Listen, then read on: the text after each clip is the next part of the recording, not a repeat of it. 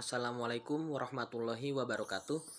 Nama saya Ahmad Ubaidi, Prodi PBA, NIM 2209602168. Baik, di sini saya akan mempresentasikan materi 9 dari mata kuliah pengantar studi Islam yang bertemakan metode pembelajaran sumber ajaran Islam.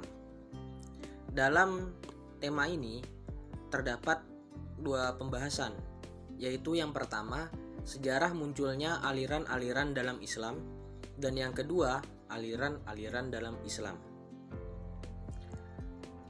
Tema ini dilatar belakangi dalam sejarah agama Islam telah tercatat adanya firqoh-firqoh atau golongan di lingkungan umat Islam yang antara satu sama lain bertentangan pahamnya secara tajam, yang sulit untuk diperdamaikan apalagi untuk dipersatukan.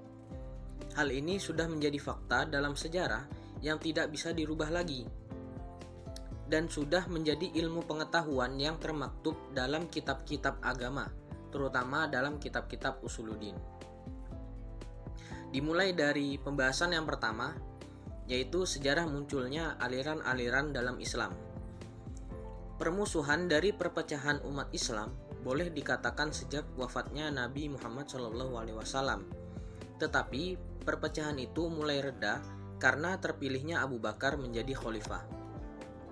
Setelah beberapa lamanya Abu Bakar memegang kekhalifahan, mulai timbul kembali perpecahan yang dihembuskan oleh orang-orang yang murtad dari Islam dan orang-orang yang mengumumkan dirinya menjadi nabi seperti Musailamah Al-Kadzab, Tulaihah saja, dan Al-Aswad Al-Ansi. Di samping itu, ada pula golongan-golongan yang tidak mau membayar zakat kepada Abu Bakar, padahal tadinya mereka semua membayar zakat pada Nabi.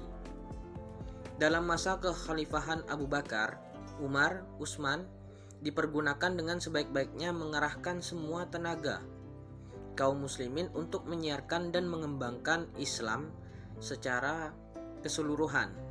Maksudnya itu kepada seluruh dunia, itu berdakwah ke seluruh dunia.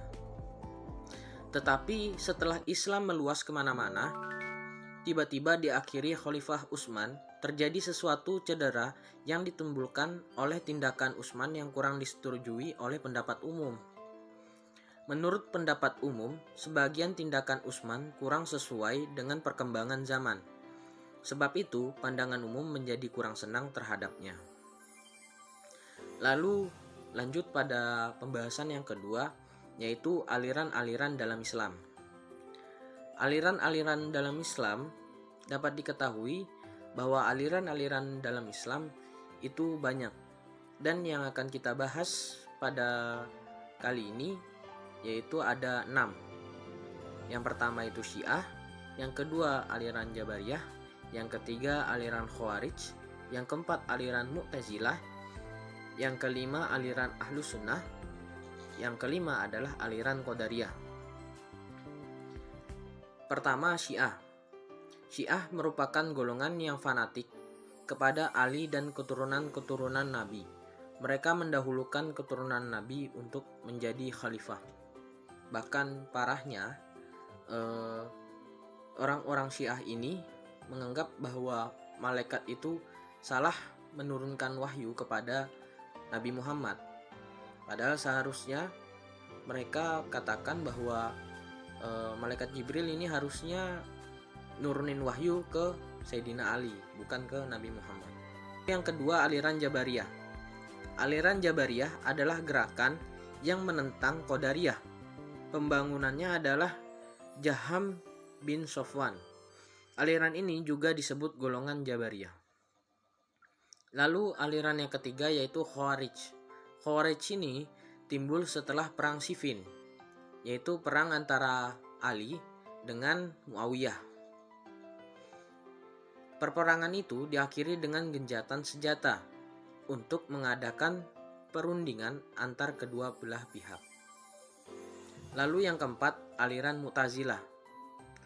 Menurut pendapat Mu'tazilah, imam atau kepala negara itu adalah dipilih dari umat.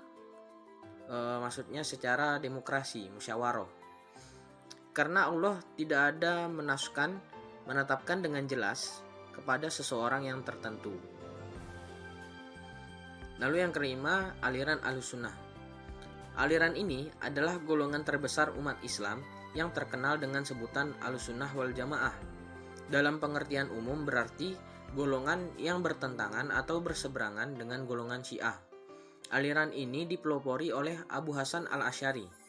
Berat tariqah atau cara yaitu cara yang ditempuh para sahabat dalam menerima ayat-ayat mutasyabbihat dengan menyerahkan sepenuhnya.